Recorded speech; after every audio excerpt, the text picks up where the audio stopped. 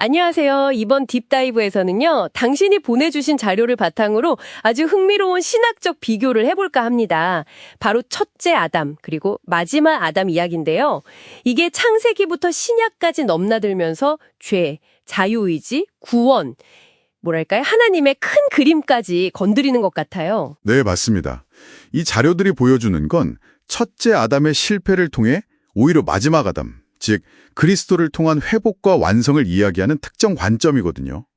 저희 목표는 이 비교를 통해서 자료가 던지는 핵심 통찰들, 그러니까 이 해석이 뭘 말하고 싶은 건지 당신이 명확하게 이해하시도록 돕는 데 있습니다. 좋습니다. 그럼 바로 한번 들어가 보죠. 첫째 아담 이야기부터 시작해야 할 텐데요. 하나님께서 아담에게 선악과 먹지 말라는 명령을 주신 바로 그 직후에 돕는 배필을 지어주신단 말이죠. 이 타이밍이 좀 의미심장하게 다가오는데요. 네, 그 자료들을 보면 이 돕는 배필이 그냥 외로워서 짝지어준 게 아니라고 설명해요. 아담 혼자서는 그 선악과 시험, 그러니까 유혹 앞에서 좀 약할 수 있으니 함께 에덴을 지키고 사탄의 유혹을 막아내도록 일종의 파트너로 주셨다는 거죠. 아, 그런 의도였군요. 그런데 재미있는 건 아담이 짐승들 가운데서는 자기 배필을 못 찾고 결국 자기 갈빗대로 만든 여자 하와를 배필로 맞이하잖아요. 여기서 자료가 좀 특이한 지적을 해요. 아담이 사실은 하나님을 진짜 돕는 배필로 삼았어야 했다고요. 근데 또 그 생각만으론 불완전하다고도 하고요. 이게 무슨 말일까요? 네, 그게 좀 복잡하게 들릴 수 있는데 자료의 핵심 주장은 이거예요. 만약에 아담이 그 순간 하나님을 의지해서 선악과를 안 먹었다고 쳐도 피조물의 자유의지라는 것 자체가 근본적으로 해결된 건 아니라는 거죠. 그러니까 죄를 지을 가능성은 여전히 남아있다는 거예요. 아, 죄를 안 짓는 거랑 죄질 가능성 자체가 없어지는 거랑은 다른 차원의 문제다, 이런 말씀이시군요. 네, 정확합니다. 바로 그 지점에서 이 자료들의 독특한 관점이 드러나는데요. 피조물의 자유의지가 진짜로 완성되려면 단순히 선택을 잘하는 걸 넘어서서 십자가를 통해 드러난 하나님의 본질, 그러니까 그분의 사랑과 공의를 깊이 깨달아야만 한다는 거예요. 여기서 말하는 십자가는 단순히 역사적인 사건이라기보다는 하나님의 성품이 가장 잘 드러난 어떤 상징 같은 거죠. 와, 그럼 첫째 아담의 실패가 역설적으로 이 십자가를 세우는 어떤 계기가 된 거고, 이게 사실은 창세 전부터 계획된 피조물의 자유의지를 완성시키려는 하나님의 더 큰 계획의 일부였다. 뭐 이런 해석이네요. 야, 이건 진짜 기존 관념을 좀 뒤집는 생각인데요. 네, 그렇죠. 상당히 도전적인 해석이에요.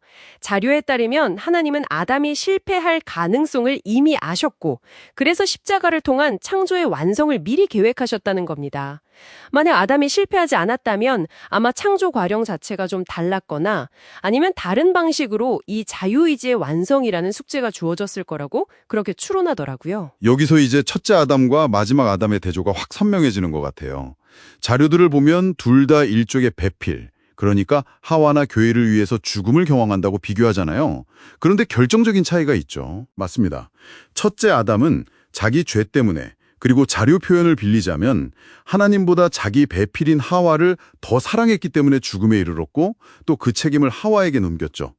반면에 마지막 아담, 그리스도는 죄가 전혀 없으신데도 배필인 교회의 죄, 더 나아가 첫째 아담으로부터 시작된 인류 전체의 죄까지 다 짊어지시고 스스로 죽음을 택하셨다는 거예요. 첫째 아담이 잠들었을 때 그 갈빗대로 여자가 만들어진 것처럼 마지막 아담의 죽음과 부활을 통해서 교회가 탄생한다. 이런 비유도 제시되고요. 아, 그렇군요. 실패했던 첫째 아담, 그러니까 우리 인류를 대표하는 존재가 마지막 아담 안에서 다시 태어나서 이제서야 비로소 하나님을 진정으로 돕는 배필 역할을 하게 된다. 뭐 이런 흐름으로 연결되는 거네요. 처음엔 실패했지만 결국엔 신랑이신 하나님과 함께 하나님의 일을 이루는 파트너가 된다는 거죠. 네, 맞아요. 그리고 이 모든 이야기의 중심에는 결국 자유의지의 완성이라는 주제가 있는 겁니다. 자료는 자유의지를 그냥 선택권 정도로 보는 게 아니라 죄를 지을 수 있는 가능성 그 자체로 봐요. 이 가능성이 0%가 되지 않는 이상 언젠가는 넘어질 수밖에 없다는 거죠.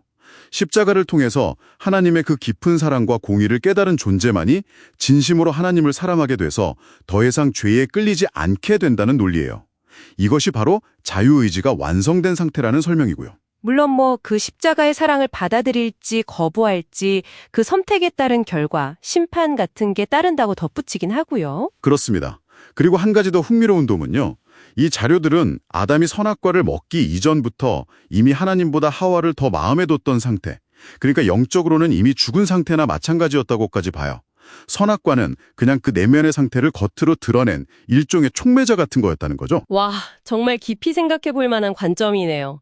첫째 아담의 이야기가 그냥 실패로 끝나는 게 아니라 마지막 아담을 통해 더 큰 완성으로 나아가는 여정의 시작점이었다니. 마지막으로 당신께 이런 질문을 던져볼 수 있을 것 같아요. 이 자료글의 시각에서 본다면 진정한 성장이나 알미라는 게 어쩌면 완벽함이나 성공에서 오는 게 아닐 수도 있겠다는 생각이 들어요.